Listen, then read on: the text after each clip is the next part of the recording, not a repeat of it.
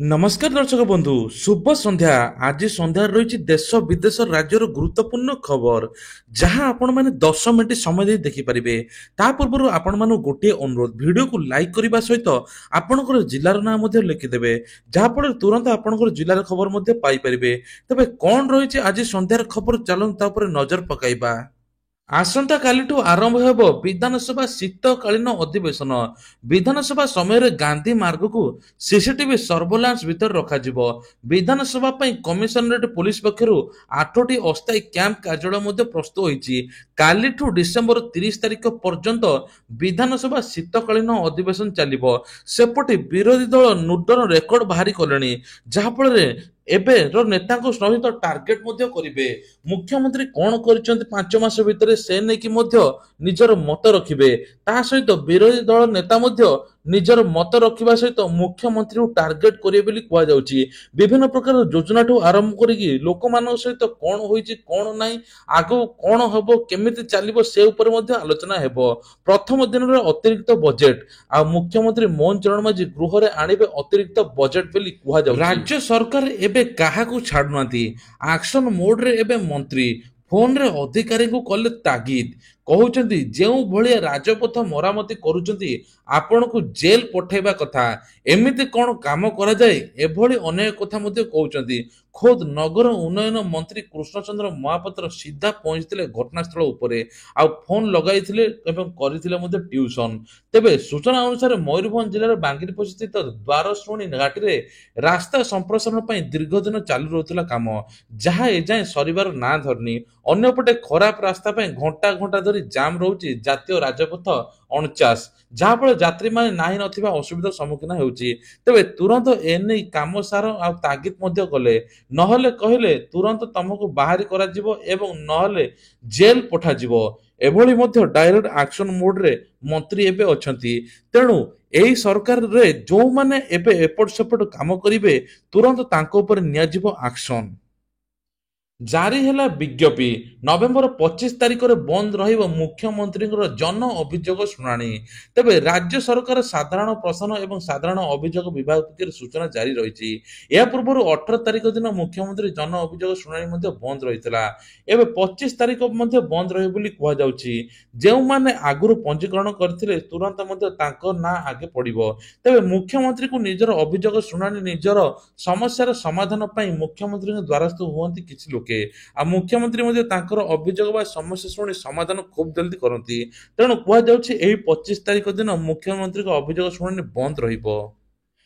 मनीष पणिया आज भी bunchy bag रु बाहरिला लक्ष लक्ष टंका ऑटो ड्राइवर किछि न बुझी सीधा पहुंची गले पुलिस स्टेशन रे। तेबे कुहा जाउछि जे जदि निज झाड़ बुआ धन न होई थाए केबे भी से एते टंका नेबे नाही बोली ऑटो ड्राइवर बाबुला जण कहितले।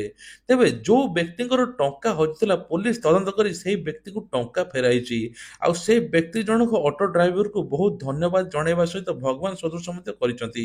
कहिसंती मनीष पणिया आज भी बंची जणे लोक एते टंका पाया परे मध्ये किछि लोभ न थाई तुरंत फेराई देइचंती। तेणु ऑटो ड्राइवर एभली मोहनता को समस्त मध्य प्रशंसा करुचंती। आज भी मनीष पुणिया बंची। तेबे आउ गोटे बड़ दुख खबर पोलो उपरे झुली रही मेलोडी पार्टी गाड़ी अल्प के बर्तिले 20 रु उर्ध्व कलाकार। बलांगीर जिला पाटणागड़ा थाना पोचपड़ा छक निकट छाती तोरा दुर्घटना। पोलो उपरे झुली रही मेलोडी पार्टी गाड़ी अल्प के बर्तिले 20 रु अधिक कलाकार। आज भोर 3टा समय कलाकार माने पद्मपुर प्रोग्राम सारी कलाहांडी जिलार उत्कला फेरुथिले। एही समय पाटनागड़ बेलपड़ा रास्ता पोछड़परा गाँ निकट में भारसाम्य हराई गाड़ीटी पोलो उपरे चढ़ी जाइतिला। परे गाड़ीटी पोलो उपर झुली रहिथिला। गाड़ी रे थिबा 20 जन अधिक कलाकार दुर्घटना अल्प के बर्ती जाइतिले। दुर्घटना केही मृताहत होई नाती। कुहुड़ी जगु एभली घटिछि बोली कुहा जाउछि। आज श्री विग्रह पैता लगी नीति 4 ଘଣ୍ଟା ବନ୍ଦ ରହିବ ସର୍ବସାଧାରଣଙ୍କ ଦର୍ଶନ। ଶ୍ରୀମନ୍ଦିରର ରତ୍ନସିଂହାସନ ଉପରେ ଶ୍ରୀଜୀଉମାନଙ୍କର ପଇତା ଲାଗି ନୀତି ଅନୁଷ୍ଠିତ ହୋଇଥାଏ। ଏଥିପାଇଁ ଅପରାହ୍ନ 5ଟାରୁ ରାତି 9ଟା ପର୍ଯ୍ୟନ୍ତ ଶ୍ରଦ୍ଧାଳୁଙ୍କ ବନ୍ଦ ରହିବ ଦର୍ଶନ। ଶ୍ରୀମନ୍ଦିର କାର୍ଯ୍ୟାଳୟ ପକ୍ଷରୁ ସୂଚନା ଦିଆଯାଇଛି। ଆଜି ଦ୍ୱିତୀୟ ଭୋଗ ମଣ୍ଡପ ସରିବା ପରେ ହେବ ମହାପ୍ରଭୁଙ୍କର ପଇତା ଲାଗି ନୀତି। ନୀତି ସମ୍ପାଦନ ସମୟରେ ବନ୍ଦ ରହିବ ମହାପ୍ରଭୁଙ୍କର ଦର୍ଶନ, କାରଣ ଏହା ଏକ ବିଶେଷ ଗୁପ୍ତ ନୀତି। ଶ୍ରୀମନ୍ଦିର ମଧ୍ୟାହ୍ନ ଧୂପ ସରିବା ପରେ ଦ୍ୱିତୀୟ ଭୋଗ ମଣ୍ଡପ ସରିବା ପରେ ପାଟରା ବିଷୟ ସେବାୟତ ଘରକୁ ଆସିଥାଏ।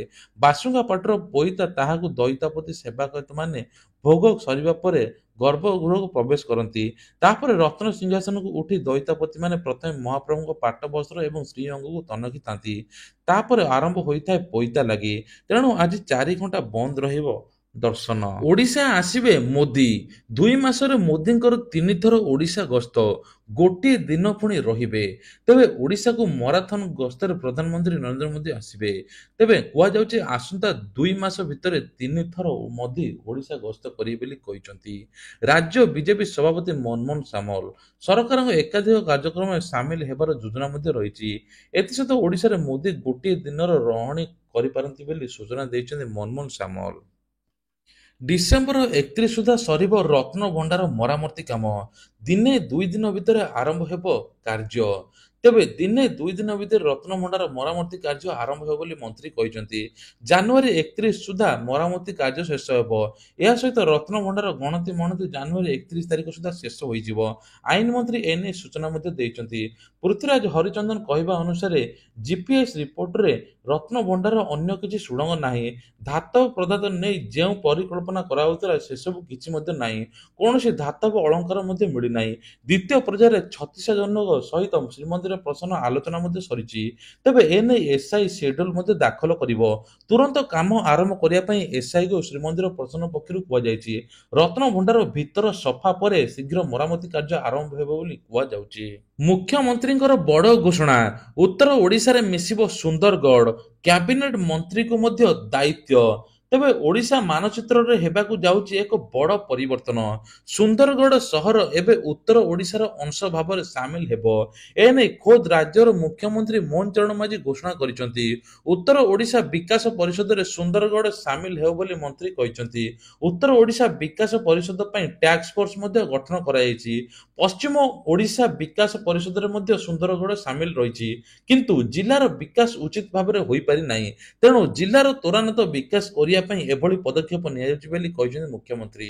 ସୁନ୍ଦରଗଡ଼କୁ ଓଡ଼ିଶାର ବିକାଶ ପରିଷଦରେ ସାମିଲ କରିବା ପାଇଁ ଖୁବ୍ ଶୀଘ୍ର ନିଷ୍ପତ୍ତି ନିଆଯିବ ବୋଲି ଶ୍ରୀ ଜିଲ୍ଲା ଗସ୍ତରେ କହିଛନ୍ତି। ଆଜିଠୁ ଭୋଟର ସଂଶୋଧନ ଆରମ୍ଭ ହେଉଛି। ତେବେ ଓଡ଼ିଶା ମୁଖ୍ୟ ନିର୍ବାଚନ ଅଧିକାରୀଙ୍କ ସୂଚନା ଅନୁସାରେ ନୂତନ ଭୋଟର ଭାବେ ଭୋଟର ତାଲିକାରେ ନାମ ପଞ୍ଜୀକରଣ କିମ୍ବା ସଂଶୋଧନ କରିବା ପାଇଁ ଆଜିଠୁ ଅଭିଯାନ ଆରମ୍ଭ ହୋଇଛି। ଏହି ଅଭିଯାନ ସକାଳ 10ଟାରୁ ସନ୍ଧ୍ୟା 5ଟା ଯାଏଁ ଚାଲିବ।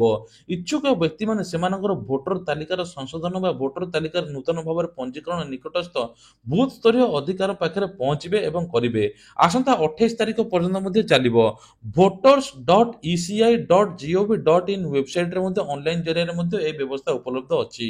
ଯେଉଁମାନେ ନିଜର ଭୋଟର ଲିଷ୍ଟକୁ ସଂଶୋଧନ ବା ନାମ ଯୋଡ଼ିବା ପାଇଁ ଚାହୁଁଛନ୍ତି, ଭୋଟର ତାଲିକାର ସଂଶୋଧନ କରିବା ପାଇଁ ଚାହୁଁଥିଲେ ମୋବାଇଲ ଆପ୍ ମଧ୍ୟ ବ୍ୟବହାର କରିପାରିବେ। ଆପ୍ ପ୍ଲେ ଷ୍ଟୋରରେ ମଧ୍ୟ ମିଳିଯାଉଛି। ଭୋଟର ହେଲ୍ପଲାଇନ୍ ଆପ୍ ଡାଉନଲୋଡ କରି ମଧ୍ୟ ସେଠୁ ଆପଣ କରିପାରିବେ। ନହେଲେ 1950 ଫୋନକୁ କଲ୍ କରି ଆପଣ ନିଜର ତଥ୍ୟ ମଧ୍ୟ ଦେଇ ସବୁକିଛି କରିପାରିବେ। ଅଷ୍ଟ୍ରେଲିଆ ବିପକ୍ଷରେ ଟିମ୍ ଇଣ୍ଡିଆର ବଡ଼ ବିଜୟ। 295 ରନରେ ପର୍ଥ ଟେଷ୍ଟ ଜିତିଲା ଭାରତ। ତେବେ ଭାରତ ଅଷ୍ଟ୍ରେଲିଆ ବିପକ୍ଷରେ ଚାଲିଥିବା 5 ଟିକିଆ ମ୍ୟାଚ୍ ବିଶିଷ୍ଟ ଟେଷ୍ଟ ସିରିଜରେ ପ୍ରଥମ ବିଜୟ ମୁକାବିଲା କରିଛି ଭାରତ। ଅଷ୍ଟ୍ରେଲିଆ ପକ୍ଷରେ ଖେଳାଯାଉଥିବା ଏହି ମ୍ୟାଚରେ ଭାରତ 295 ବଡ଼ ସ୍କୋର ହାସଲ କରିଛି। ଅଷ୍ଟ୍ରେଲିଆ ବିପକ୍ଷରେ 534 ରନରେ ବିଶାଳ ବିଜୟକୁ ଲକ୍ଷ୍ୟ ଛିଡ଼ା କରିଥିଲା ଭାରତ, ଯାହାକୁ ନେଇ ପୂରଣ ଅସମ୍ଭବ କରିଦେଇଥିଲା ଅଷ୍ଟ୍ରେଲିଆ। ଅଷ୍ଟ୍ରେଲିଆ ହାରିଯାଇଥିଲା। ଆଉ ଏହି ବିଜୟ ସହିତ ଭାରତ 1-0ରେ ଆଗୁଆ ରହିଛି। ସିରିଜର ଦ୍ୱିତୀୟ ମ୍ୟାଚ୍ 6 ଡିସେମ୍ବରକୁ ହେବ ବୋଲି କୁହାଯାଉଛି। ଦିନେ ଆଇପିଏଲରେ କରୁଥିଲେ ବିସ୍ଫୋରକ ବ୍ୟାଟିଂ, ଅକ୍ସନରେ ପ୍ରଥମ ଦିନରେ ଅଲୋଡ଼ା ହେଲେ ଏହି ଷ୍ଟାର ଖେଳାଳି। ତେବେ ଆଇପିଏଲ ଅକ୍ସନ ପ୍ରଥମ ଦିନ ଶେଷ ହୋଇଛି। ଏଥିରେ ଭାରତୀୟ ଖେଳାଳିଙ୍କ ଉପରେ ପ୍ରବଳ ଟଙ୍କା ବର୍ଷା ହୋଇଛି। ଟପ୍ 5 ଦାମୀ ଖେଳାଳି ଲିଷ୍ଟରେ ରହିଛନ୍ତି ସମସ୍ତ ଭାରତୀୟ। ରିଷଭ ପନ୍ତ ଆଇପିଏଲ ଇତିହାସର ପ୍ରଥମ ରେକର୍ଡ ବନିଛନ୍ତି। ସବୁଠୁ ଦାମୀ ଖେଳାଳି ବନିଛନ୍ତି। ତାକୁ ଲୋକମାନେ କୋଟି ଟଙ୍କାରେ ସ୍ଥଳରେ ସାମିଲ ହୋଇଛି। ତେବେ ଦ୍ୱିତୀୟ ଦିନରେ ଅକ୍ସନ ଆରମ୍ଭ ହେବ। ପ୍ରଥମ ଦିନରେ ଅକ୍ସନ ତିନୋଟି ବଡ଼ ଖେଳାଳି ନେଇଛି। ଆଇପିଏଲ୍ ବିସ୍ଫୋରକ ବ୍ୟାଟିଂ କରି ଆସିଛନ୍ତି, ସେମାନେ ଅନସୋଲ୍ଡ ରହିଛନ୍ତି। ତାଙ୍କୁ କୌଣସି ଦଳ କିଣିବାକୁ ଇଚ୍ଛା ପ୍ରକାଶ କରିନାହାନ୍ତି। କାହିଁକି କେଜାଣି ସେସବୁ ଜଣାପଡ଼ିନାହିଁ। ଡେଭିଡ୍ ୱାର୍ଣ୍ଣର, ଜନି ୱେଷ୍ଟର, ଦେବଦତ୍ତ ପାଡିକଲ ଏଭଳି ସବୁ ଅଛନ୍ତି ବଡ଼ ବଡ଼ ପ୍ଲେୟାର। ତେବେ ଚର୍ଚ୍ଚାକୁ ଆସୁଛି ଆହୁରି କେଉଁ ପ୍ଲେୟାର ଯିବେ, ଏ ନେଇକି ମଧ୍ୟ ଅପେକ୍ଷା ରହିଲା। ଦିବ୍ୟାଙ୍ଗ ମହିଳାଙ୍କ ଦୁଃଖ ଶୁଣିଲେ ମୁଖ୍ୟମନ୍ତ୍ରୀ, ତୁରନ୍ତ ସମସ୍ୟାର ସମାଧାନ ପାଇଁ ଜିଲ୍ଲାପାଳଙ୍କୁ ଦେଲେ ନିର୍ଦ୍ଦେଶ।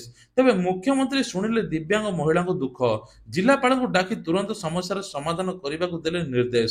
ସୁଭଦ୍ରା କାର୍ଯ୍ୟକ୍ରମ ସାରି ସଂସ୍କୃତି ଭବନକୁ ଦଳୀୟ କାର୍ଯ୍ୟକ୍ରମ ଯୋଗ ଦେବାକୁ ଗଲାବେଳେ ମୁଖ୍ୟମନ୍ତ୍ରୀଙ୍କୁ ଜଗି ବସିଥିଲେ ଶହ ଶହ ଅଭିଯୋଗକାରୀ। ଲୋକଙ୍କୁ ଦେଖିବା ବେଳେ ହ୍ୱିଲ୍ ଚେୟାରରୁ ବସିଥିବା ଜଣେ ମହିଳା ପାଖରେ ପହଞ୍ଚି ଅଭିଯୋଗ ଶୁଣିଥିଲେ ମୁଖ୍ୟମନ୍ତ୍ରୀ। ଆଉ ଅଭିଯୋଗ ଶୁଣିବା ପରେ ତୁରନ୍ତ ସମସ୍ୟାର ସମାଧାନ କରିବା ପାଇଁ ଜିଲ୍ଲାପାଳଙ୍କୁ ନିର୍ଦ୍ଦେଶ ମଧ୍ୟ ଦେଇଥିଲେ। ଅନ୍ୟ ଅଭିଯୋଗକାରୀଠାରୁ ମଧ୍ୟ ଅଭିଯୋଗ ପତ୍ର ଗ୍ରହଣ କରି ସେମାନଙ୍କର ସମସ୍ୟା ଖୁବ୍ ଜଲଦି ଦୂର ହେବ ବୋଲି କହିଛନ୍ତି ମୁଖ୍ୟମନ୍ତ୍ରୀ। ବେପରୁଆ ଗାଡ଼ି ଚଳାଇ ରିଲ୍ସ କରିବା ଯୁବତୀକୁ ପଡ଼ିଲା ମହଙ୍ଗା, ଗାଡ଼ି ଜବତ କଲା ଆରଟିଓ। ତେବେ ମହଙ୍ଗା ପଡ଼ିଲା ବିନା ହେଲମେଟରେ ଗାଡ଼ି ଚଳାଇବା ବା ରିଲ୍ସ କରିବା। ଗାଡ଼ି ଜବତ ଜୋରିମାନା କଲା ଆରଟିଓ।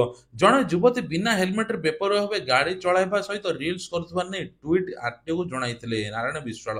ତେବେ ସ୍କୁଟି ନମ୍ବର ଯାଞ୍ଚ କରି ଫଟୋ ସେୟାର କରିବା ଦ୍ୱାରା ଏମ୍ଟି ଆକ୍ଟରେ କାର୍ଯ୍ୟାନୁଷ୍ଠାନ ନିଆଯାଇଛି। ଯାହାପରେ ତୁରନ୍ତ କାର୍ଯ୍ୟାନୁଷ୍ଠାନ ନେବାକୁ ନେଇ ଆରଟିଓ 2ରେ ନିର୍ଦ୍ଦେଶ ଦିଆଯାଇଛି। ତେବେ କୁହାଯାଉଛି ଏହାପରେ ଯୁବତୀର ସ୍କୁଟି ଜବତ କରିଛି ଭୁବନେଶ୍ୱର ବଡ଼ଗଡ଼ ଥାନା ପୋଲିସ। ଏନେଇ ପରିବହନ ବିଭାଗ ପକ୍ଷରୁ ମଧ୍ୟ ଟ୍ୱିଟ୍ କରି ସୂଚନା ଦିଆଯାଇଛି। ତେବେ ଯଦି ବେପରୁଆ ଗାଡ଼ି ଚଲାଉଛନ୍ତି ବା ଇନଷ୍ଟା ରିଲ୍ସ କରୁଛନ୍ତି, କିଛି ଟ୍ରାଫିକ ନିୟମ ଭାଙ୍ଗି ବା ରୋଡରେ ରିଲ୍ସ କରୁଛନ୍ତି, ତୁରନ୍ତ ଆକ୍ସନ ନେବ ପୋଲିସ। ସରକାରଙ୍କର ନୂଆ ନିୟମ। ତେବେ ବାରରେ କୌଣସି ଝିଅ ନାଚିବେ ନାହିଁ, ସରକାର ମଧ୍ୟ କହିଥିଲେ। ତା ସହିତ ଅର୍କେଷ୍ଟ୍ରା ମାତ୍ର ବାଜିବ। ରାତି 1 ପର୍ଯ୍ୟନ୍ତ ବାର ଖୋଲାଯିବ, ତାଠୁ ଅଧିକ ଖୋଲାଯିବ ନାହିଁ। କିନ୍ତୁ ସରକାରଙ୍କ ନିୟମ ଭଙ୍ଗ କରିଥିଲେ ଶହୀଦନଗର କିଛି ବାର, ଯାହାଫଳରେ ରାତି 4ଟା ପର୍ଯ୍ୟନ୍ତ, ଭୋର 4ଟା ପର୍ଯ୍ୟନ୍ତ ଚାଲିଥିଲା ବାରରେ ଡ୍ୟାନ୍ସ। ତାଫଳରେ ତୁରନ୍ତ ମଧ୍ୟ ଏ ନେଇକି କାର୍ଯ୍ୟାନୁଷ୍ଠାନ ନିଆଗଲା, ଏ ବାରକୁ ମଧ୍ୟ ସିଲ୍ କରାଗଲା। ସରକାର କହିଛନ୍ତି ଯେକୌଣସି ଲୋକ ଯଦି ସରକାର ନିୟମ ନ ମାନିବ ତାଙ୍କ ଉପରେ ଦୃଢ କାର୍ଯ୍ୟାନୁଷ୍ଠାନ ନିଆଯିବ। ତେଣୁ ତୁରନ୍ତ ଯାଇ ଏହି ବାରକୁ ମଧ୍ୟ ସିଲ୍ କରିଦେଇଛି ପୋଲିସ। ତେବେ ଆହୁରି 2ରୁ 4 ଦିନ ପରେ ପ୍ରବଳରୁ ଅତି ପ୍ରବଳ ଶୀତର ପ୍ରକୋପ ବଢ଼ିବ ବୋଲି ଆଞ୍ଚଳିକ ପାଣିପାଗ ବିଜ୍ଞାନ କେନ୍ଦ୍ର ସୂଚନା ଦେଇଛି। ଲଘୁଚାପ ଆସିଲା ଫଳରେ ଏବେ କୁହାଯାଉଛି ଯେ କିଛି କିଛି ସ୍ଥାନରେ ପ୍ରବଳ ବର୍ଷା ହେବ। ତା ସହିତ ମଧ୍ୟ ଶୀତର ପ୍ରକୋପ ବଢ଼ିବ ବୋଲି ସୂଚନା ମିଳୁଛି। ଡିସେମ୍ବରରୁ କୋଣାର୍କ ଇକୋ ରିଟ୍ରିଟ୍ ବେଳାଭୂମିରେ 70 ତମ୍ବୁଘର ନିର୍ମାଣ ଶେଷ। ଡିସେମ୍ବର ପ୍ରଥମ ସପ୍ତାହରେ ଚଳଚଞ୍ଚଳ ହୋଇଉଠିବ ପୁରୀ କୋଣାର୍କ ବେଳାଭୂମି ଏବଂ ତା ସହିତ ରାମଚଣ୍ଡୀ ମୁହାଣ। ପର୍ଯ୍ୟଟନ ବିଭାଗ ପକ୍ଷରୁ ଇକୋ ରିଟ୍ରିଟ୍ ଷଷ୍ଠ ସଂସ୍କରଣ ଆରମ୍ଭ ହେବ। ତେଣୁ କୁହାଯାଉଛି ଯେ ଏହା 3 ମାସ ପର୍ଯ୍ୟନ୍ତ ଚାଲିବ। ଏଥିନିମନ୍ତେ ବ୍ୟାପକ ପ୍ରସ୍ତୁତି ଆରମ୍ଭ ହୋଇଛି। ବେଳାଭୂମିରେ 70 ତମ୍ବୁଘର ନିର୍ମାଣ ଶେଷ ପର୍ଯ୍ୟାୟରେ। ପର୍ଯ୍ୟଟକଙ୍କୁ ଆକୃଷ୍ଟ କଲାଭଳି ବଡ଼ ବଡ଼ ତୋରଣ ଏବଂ ସେଲ୍ଫି ପଏଣ୍ଟ ଏବଂ କନଫରେନ୍ସିଂ ଏବଂ ରିସେପସନ ପାଇଁ 2ଟି ବଡ଼ ବଡ଼ ହଲ୍ ଏବଂ ପାନୀୟ ଜଳ ବ୍ୟବସ୍ଥା, ବିଦ୍ୟୁତ ସଂଯୋଗ ଆଦି ଚାଲୁ ରହିଛି। ତମ୍ବୁ ଘରେ ତାରକା ହୋଟେଲ ଭଳି ସମସ୍ତ ସୁବିଧା ମିଳିବ। 6ଟି ପ୍ରେସିଡେନ୍ସିଆଲ, 12ଟି ପ୍ରିମିୟମ ତମ୍ବୁଘର ହୋଇଛି ଏବଂ ତାରକା ହୋଟେଲ ଭଳି ସମସ୍ତ ସୁବିଧା ଉପଲବ୍ଧ ଅଛି। ପର୍ଯ୍ୟଟକମାନେ ବେଳାଭୂମିରେ ରହି ପ୍ରାକୃତିକ ପରିବେଶକୁ ମନ ଭରି ଉପଭୋଗ କରିପାରିବେ।